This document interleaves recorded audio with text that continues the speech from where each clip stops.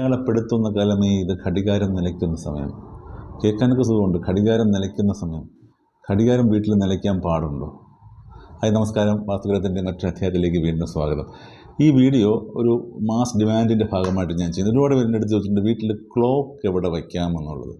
പണ്ട് പഴയ വീടുകളിലൊക്കെ നമ്മൾ ശ്രദ്ധിച്ച വലിയ ക്ലോക്കുകളാണ് വെച്ചുകൊണ്ടിരുന്നത്. ഘടികാരം ആ മണിയടി തന്നെയാണ് ഓരോ പഴയ കാരണവന്മാരൊക്കെ, എനിക്കൊക്കെ ഓർമ്മയുണ്ട്. എൻ്റെ അപ്പൂപ്പനൊക്കെ ചിട്ടയോടുകൂടി കാര്യങ്ങൾ ചെയ്തിരുന്നത് ഈ മണിയടി കേട്ടിട്ട് ഓരോ സമയത്തുമാണ് അപ്പൂപ്പൻ്റെ കാര്യങ്ങൾ ചെയ്തുകൊണ്ടിരുന്നത്. അപ്പം അത്രത്തോളം ഈ ഘടികാരത്തിന് വളരെ പ്രാധാന്യമുണ്ട്. ഇപ്പോഴത്തെ കാലത്ത് നമ്മൾ മൊബൈലിൽ തന്നെ വാച്ചുണ്ട്.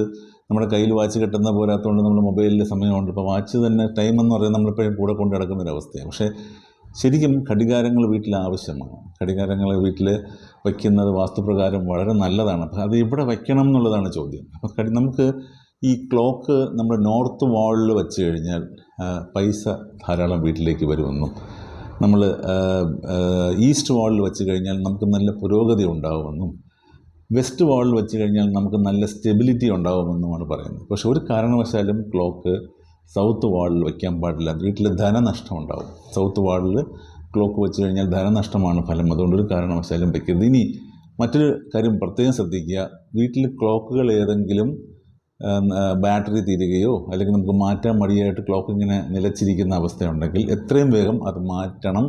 അതിന് ബാറ്ററി മാറ്റണമെങ്കിൽ ബാറ്ററി മാറ്റുക, നന്നാക്കേണ്ടതായിട്ടുണ്ടെങ്കിൽ നന്നാക്കുക. കാര്യം ഒരിക്കലും സമയം നിലച്ചൊരവസ്ഥ നമ്മുടെ വീട്ടിലെ ഘടികാരങ്ങൾക്ക് ഉണ്ടാകാൻ പാടില്ല. ഇത്രയും പറഞ്ഞുകൊണ്ട് ഈ വീഡിയോ അവസാനിപ്പിക്കുകയാണ്. മറ്റൊരു നല്ല വീഡിയോയുമായി നിങ്ങളുടെ എത്തുന്നവരെ നന്ദി, നമസ്കാരം.